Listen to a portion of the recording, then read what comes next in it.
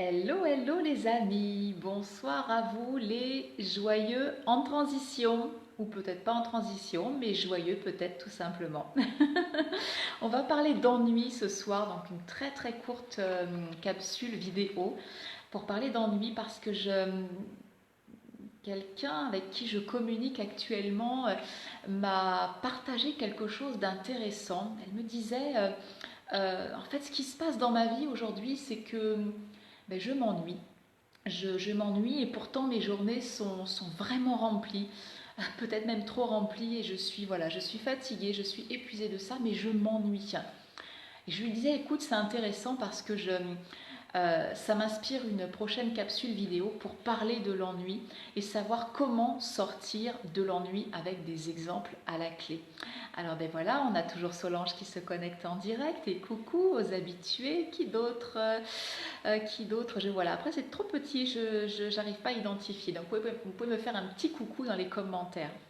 Donc l'ennui, comment sortir à Salvatore, comment sortir de l'ennui.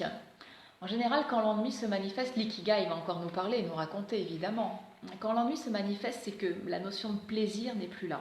Et je ne sais pas si tu as remarqué, mais la notion de plaisir ou de déplaisir, en fait, dans une activité, elle est liée à une chose que tu as peut-être identifiée. En tout cas, que nous, on travaille dans l'ikigai ici, quand on travaille sur le cercle, ce que j'aime, en fait, c'est aller identifier nos valeurs. Tu pourrais regarder, tu pourrais jouer au détective. Il y a un exercice qui est extraordinaire. Fais le détective sur une journée et regarde. Tu vas avoir des séquences d'activités différentes. Et il y a des activités qui vont être plaisantes pour toi. Et puis des activités qui vont être neutres et des activités carrément déplaisantes. Eh bien, questionne quoi.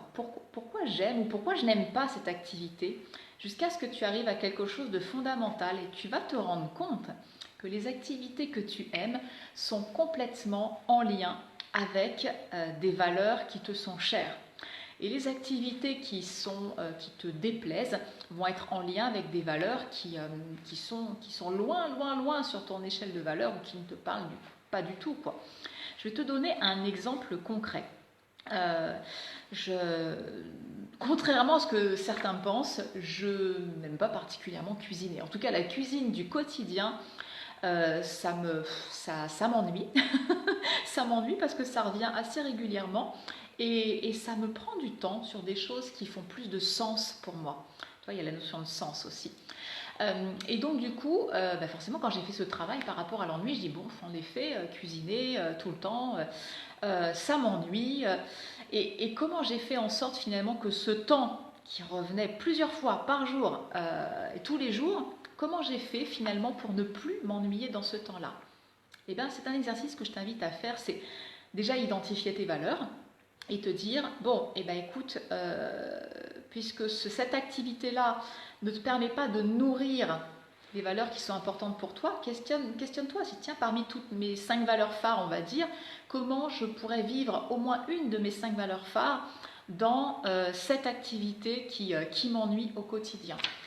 Moi, clairement, c'est que aujourd'hui, j'aime cuisiner. Enfin, c'est pas cuisiner que j'aime, c'est que j'ai injecté une de mes valeurs phares, qui est l'apprentissage, la progression. La progression est une de mes valeurs phares.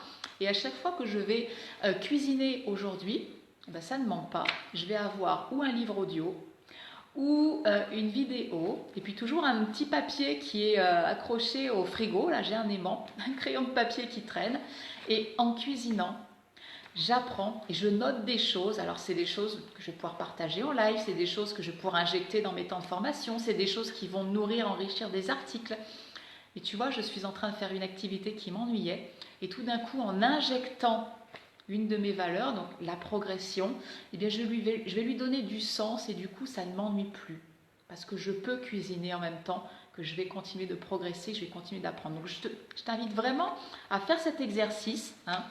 Activité plaisante, activité déplaisante, identifier tes 5 valeurs phares et dans tes activités du coup qui t'ennuient, eh bien te demander comment je pourrais vivre au moins une de mes valeurs importantes dans cette activité pour sortir de l'ennui et la rendre un peu plus plaisante. Bon, et si toutefois ce n'était pas possible, eh bien peut-être qu'il est temps de réfléchir, si c'est dans le cadre professionnel, de réfléchir à une transition de vie professionnelle. On n'est pas forcément sur un bouton on-off, c'est-à-dire je quitte tout, je plaque tout pour aller vers autre chose. Il y a des solutions qui permettent de faire des transitions, on va dire, plus douces. Si ça t'intéresse, si tu veux que je t'en parle, eh bien tu me mets un petit message ici sous cette vidéo et puis tu me dis ben voilà, donne-moi des infos, hashtag info, ou tu m'envoies un petit message privé et je peux te proposer des solutions. Il n'y a pas une solution, il y a des solutions. L'idéal c'est de trouver celle qui correspond à qui tu es vraiment, à ta vraie nature. Je t'embrasse et je te laisse réfléchir à ça.